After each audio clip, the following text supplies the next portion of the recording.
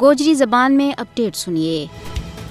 بھارت کے زیر تسلط جموں کشمیر میں قاصد فوج کی طرفوں ظلم و جبر اور قہر سامانی میں ہر گزرتا تہڑا کنال باد ہوتا جا رہا ہے۔ بھارتی ریاستی دہشت گردی اپنا عروج گر ہے۔ مودی حکومت کشمیریاں کا آزادی کا جذبات نہ دبان واسطے ہے آرو فرونی حربوں تحت کنڈو آزما رہا ہے جڑو اس کا واسمہ ہے۔ مقبوضہ ریاست جموں کشمیر کا غیر مسلح لوگوں کے خلاف غاصب بھارت نے جنگ چھیڑ رکھی ہے۔ اوت ہر یوم کربلا اور ہر شام غریباں کو منظر ہے۔ کسی کی جان، مال، عزت اور نئی اولاد محفوظ ہے۔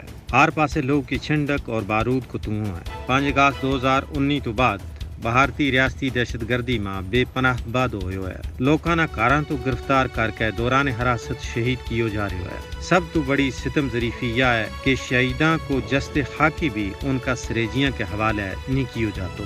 یہ سلسلہ آج ہی نہیں بلکہ گزشتہ 7 دہائیاں تو جاری ہے۔ واقعی مصیبت ہے جیڑی نہتا مظلوم و محکوم کشمیریاں نے نہیں چاہی۔ ہن بھارت اپنا ہندوتوا ایجنڈا نہ اگے بڑھان واسطے کشمیریاں کی پچھان نہ ختم کر رہا ہے۔ 5 اگست 2019 کا غیر قانونی فیصلہ تو بعد ڈومیسائل کا قانون میں ترمیم کر کے لکھاں کی تعداد میں غیر ملکی ہندوؤں نہ ڈومیسائل صنعت تھما دیتی گئی ہے، جس کو مقصد کشمیر میں آبادی کا تناسب نہ بٹانو ہے۔ تجزیہ نگاراں کو کہنا ہے کہ بے شک بھارت کتنا ہی ظلم و جبر کیوں نہ کرے، وہ ریاست کا غیور آزادی پسند عوام کا دلاں بچوں آزادی کا جذبہ نہ ختم نہیں کر سکتو، کیونکہ کشمیری عوام نے شعوری طور پر علم جہاد بلند کی ہوا ہے اور وہ ہر صبح و شام اس عزم کو یادو کر رہے ہیں کہ آخری ساہ تک یہ مقدس جد و جہد جاری و ساری رہے گی۔